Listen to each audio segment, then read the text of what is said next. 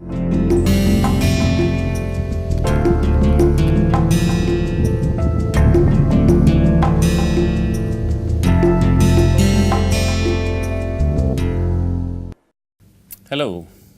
welcome to Noise Management and its Control. Today is the third day of the first week of this course, and what we plan to do is continue our discussion on some of the important terms and terminologies associated with acoustics, sound and noise. So, in the last class we had just started discussing as to what is the nature of sound, and we had explained that when sound is being generated, then essentially physically what it means is that the pressure of air in the room or the pressure of medium in the pressure in the medium, it fluctuates about a mean position. So, for instance, if I am talking in a room, the mean pressure would be atmospheric pressure, and then the pressure in the air would fluctuate about that mean position, and that small fluctuation in the pressure, which I designate in this slide as small p. So, that is through which, so if I can measure that small fluctuation which is small p, then I am able to measure the magnitude of sound. Now, remember that this small p depends on position. So, x is in general, I mean it in strictly speaking it will be x, y and z. So, it depends on position and it also depends on time. This P0, which is atmospheric pressure, at least in case of if the medium is air, that does not change with position and time. So, the total pressure is P total, which depends on x and time, is nothing but sum of P naught plus small p. So, P total is also a function of x and time. So, that is the physical understanding. So, whenever I say, oh, there is sound or sound is travelling, essentially what that means is that this small p is getting generated, it has a non-zero value, and this disturbance which is small p is travelling in space as well as time. So, with that understanding I can call sound as a small, and please remember that whatever we will be discussing at least in this course will be about small disturbances. These disturbances could be extremely large, but 99.9999% of the sound which we encounter, that is associated with very small disturbances.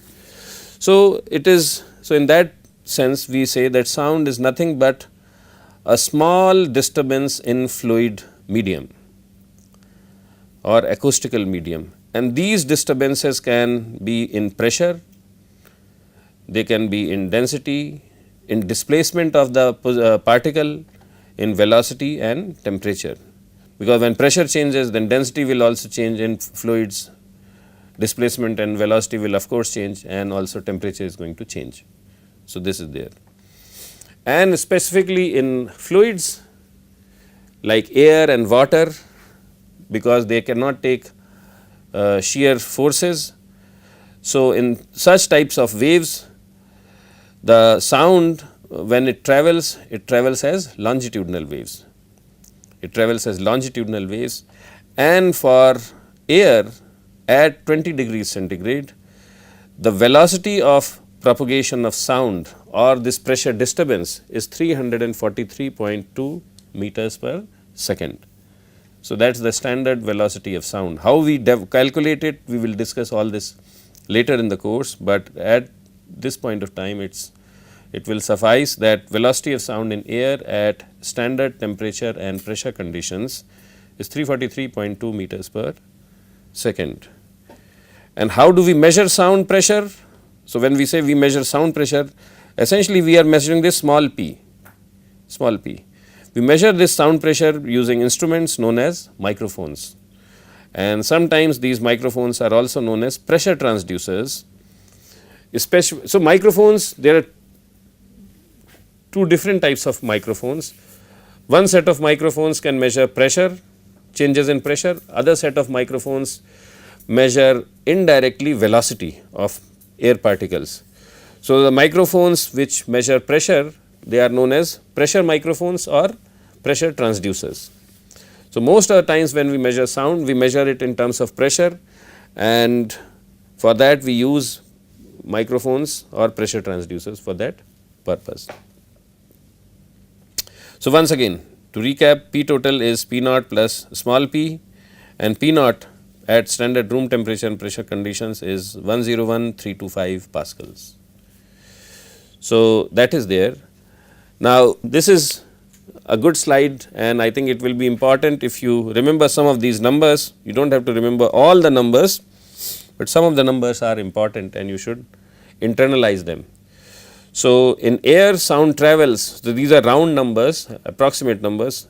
In air sound travels at 344 meters per second. That is an important number you should remember. In alcohol it is about 12-13. In hydrogen at 0 degrees centigrade it is about 2100 meters per second. Now, the second number which is important to remember is how fast does sound travel in water. So, that is about 1500 meters per second. In fresh water which has no salt, it is about 1480. When you add salt, it travels a little faster, say in sea water and things like that, it is about 1520 meters per second. In human body, now our bodies are essentially water. If I take a body and I break it up into all the constituents, most of the stuff which we are made up of is water. So, for that reason, the speed of propagation of sound in human body is about 1500 meters, again 1580. Of course, there is other stuff, bones and some salts and other things. So, because of that it is a little higher, but it is dictated by the speed of sound in water. Then there are numbers for wood and concrete. So, you should definitely remember the speed of sound in air, you should remember speed of sound in water, because that is a very common phenomena. And then the other number to remember is, because a lot of our structures are made from steel. So, in steel the speed of sound is about 5000 meters per second. The same thing for glass also. Steel and glass 5000, water 1500, air 340 meters per second. These are some of the numbers we should remember, because when you go in your field and you do your work, if you have these numbers in your hand, then you can do some quick calculations. So, this is there. So, next what we are going to look at is some of the other things which are interesting about sound. So, for that I am going to open up this presentation, and as we have discussed, sound is, it travels as a wave, and whenever we have a wave, what are the attributes of waves? Waves reflect, right. So, you have a light wave and it hits a surface, it reflects, and when it reflects, then what law does it follow? It follows the law for reflection, which is angle of incidence is equal to angle of reflection. So, similarly, when you have sound and it hits a reflecting surface, and if it, then that also gets reflected, and angle of incidence, it follows the same law, angle of incidence equals angle of reflection.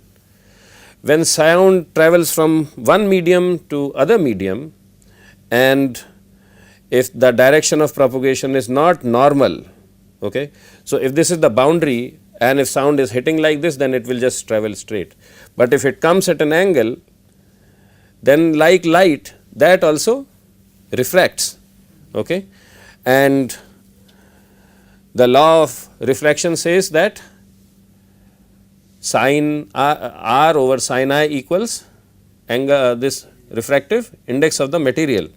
So, similar laws. Now, refractive index for sound material and light, there may be different values, because these are different types of waves, but the laws are same. So, sound waves reflect, they refract. Also, when two sounds mix, and you have a sound source here, you have a sound source here, they come and they can they generate interference patterns when they meet. And one interesting pattern amongst different interference patterns is the phenomena of beats. Actually, we will do an experiment today and we will show you what it means. So, sound waves reflect, they refract, they interfere, they diffract, they disperse, and as they propagate through medium, they also get absorbed and of course, they get transmitted. So, all these things whatever you have learnt about waves in general, they are also applicable to sound waves. The difference between a light wave and a sound wave is that light wave is a transverse wave and sound wave is a longitudinal wave. So, that is an important distinction. So, let us look at this example of beats. So, first I will show you what I mean by beats. So, beat is an example of interference. So, what do I mean by that? Suppose I have, so what I will do is we will talk very quickly about beats. So, in the first case I am going to play a sound file where the frequency of the sound wave, let us say f1 is 300. Then I will play another sound file where the frequency of the wave will be slightly different, 302 hertz. And then I will play a sound file. So, in the first case I will play only f1, in the second case I will play only f2, and in the third case I will play f1 plus f2, and then you should listen to it and you should get a perception, you will get a clear understanding that what is this beat phenomena. So, this is, so what I am going to play right now is a pure tone, 300 hertz pure tone. So, what does a tone, what do we mean by tone? That it is just a sinusoidal frequency. So, the wave is just a sinusoidal wave. Okay. So, this is how it sounds like, and the frequency is right now 300 hertz.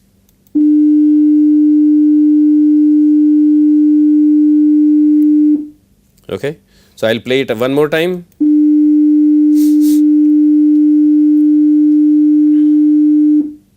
And one last time. So, that you remember what it sounds like. So, the next tone which will be 302 hertz. So, this is 302 hertz, it is slightly different. The first one was 300, this is 302. So, your ears will not be able to figure out the difference between 300 and 302 hertz.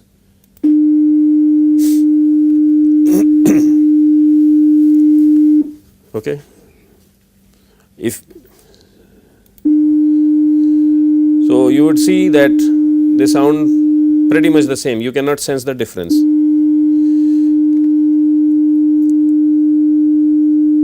Now, what becomes interesting is that if I play this 300 hertz and 302 simultaneously, you would expect that what you will hear is same, but here you will hear something different. So, first let me play and then we will see the mathematics of it.